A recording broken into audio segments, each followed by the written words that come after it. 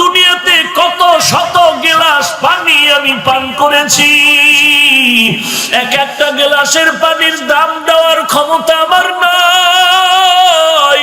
আমার ইবাদত দ্বারা আমি জান্নাত পাবো না, মেহেরবানি করে মাফ করে দাও, আমি তোমার রহমতের আশায় অপেক্ষায় রইলাম, জান্নাত চাই। আল্লাহ তখন বলবে, রে বান্দা, যেই বান্দা আমাকে ভুলবে না, আমি আল্লাহও সেই বান্দাকে কখনো ভুলবো না। আমার রহমত আর করুণার যখন তুই ভিক্ষা চেয়েছ, আমি আল্লাহর ছেলে নাই, মেয়ে নাই, আমি বড় আদর করে বানাইছি মানুষ, আর এই মানুষের মধ্যে আমার আরো আদরের হলো মুমিন, আর এই মুমিনদের মধ্যে আরো আদরের বান্দা হলো আমার আখিরি নবীর উম্মতের দল। ও আমার আখিরি নবীর উম্মতের আয়, আমার রহমতের চাদর দিয়ে জান্নাতে ঢোক, আমি আল্লাহ তোর সাথে নূরের পর্দা উঠাইয়া তোর সাথে মোলাকাতের ব্যবস্থা করো। আল্লাহর পাগল হইয়া মরো, দুনিয়াওয়ালারা তোমাকে পাগল বলে, আফসোস করিও না। তবে দেখো তুমি কিসের পাগল। আল্লাহর পাগল যদি হইতে পারো চিন্তা নাই, কবরে যাইতে না যাইতে দেখবি বেহেশতের বাগান, ওই কবরে জান্নাতের বিছানা বিছায় দিবেন আমার আল্লাহ।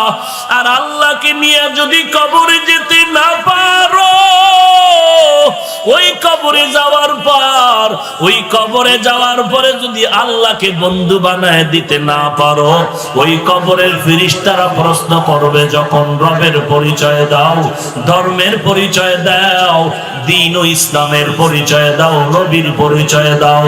ওরে বান্দা, যদি আল্লাহকে না নিয়ে কবরে যাও, ও গুনাহগার যুবক, আজকে আজান শুনো, নামাজ পড়ো না, দাড়িটা লম্বা করো না, মা বাবার খেদমত করো না, টুপিটা মাথায় দাও না।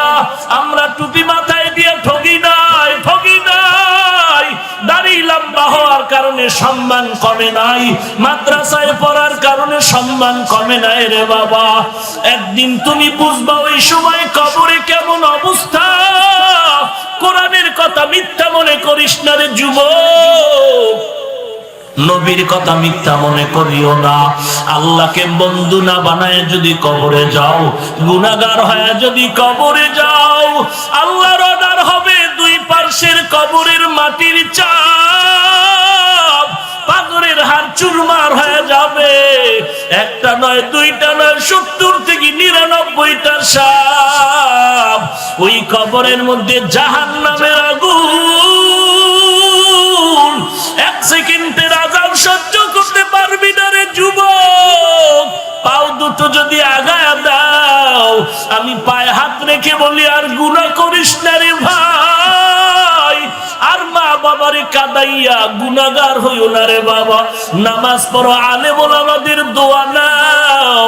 এরে নবীর উম্মতের দল, সহিভাবে আল্লাহর কোরআন পড়ো, নবীর সুন্নাত অনুযায়ী জীবনটা চালাও, আল্লাহর কাছে তওবা করো। জীবনে যত গুনাহ করেছো, এই গুনার খবর আমার মা বাবা ভাই বোন কেউ জানে না আমি কত বড় গুনাহগার। আমার গুনার খবর আমার মা বাবা জানলে কেউ সমাজে আমাকে জায়গা দিত না, ভাই তারায় দিত, মা বাবায় তারায় দিত।